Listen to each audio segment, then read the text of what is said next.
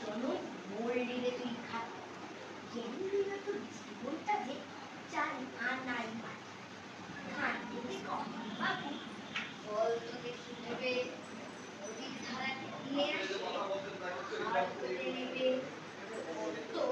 কেন লবণ পোড়া সাগর ভরা পানি মাছি সে কয় আরে মশাই কত কি আর জানি বাবু বলে এই বয়সে জানিস নেও নাকি জীবনটা তো নেহাত ছিল কষ্ট আনার পায় আবার ভেবে কম বাবু বল তো রে বুড়ো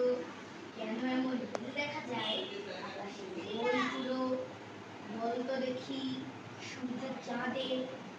ঘুম লাগে কেন বৃদ্ধ বলে ঠাকুমায় কেন লজ্জা এসছেন হেন বাবু বলে বলবো কি আর বলবো তোর পিতা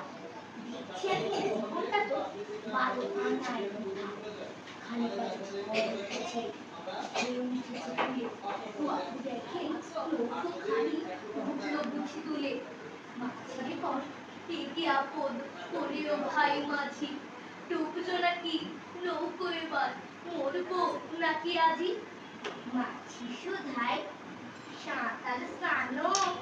মাথা নাড়েন বাবু মূর্খ মাছি বলে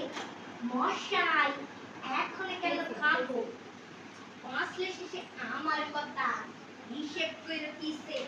তোমার দেখি এটার মধ্যে আছে নাকি দেখো না 16 আনাই ওটার মধ্যে হ্যাঁ হ্যাঁ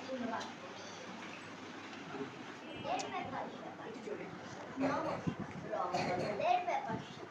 লিখেছেন ভবান প্রসাদ মজুমদার দিল্লি থেকে দিল্লি এলে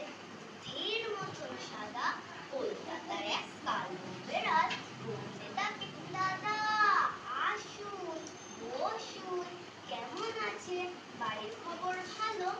সাদা বেড়াল বললে তোমার রংটা কেন কালো কালো বেড়াল বললে শুনুন রাখুন আগে বেরি আমি যখন জন্মেছিলাম চলছিল রোড সেটিং কুচবিহারে রাজা ছিল একটা কালো হাতি যখন তখন সেই হাতিটা করতো মাতামাতি একদিন তার কাণ্ড দেখে চমকে গেল বিলে 5 টাকা কাপড় কাচা সাবান ফেললো হাতি গিলে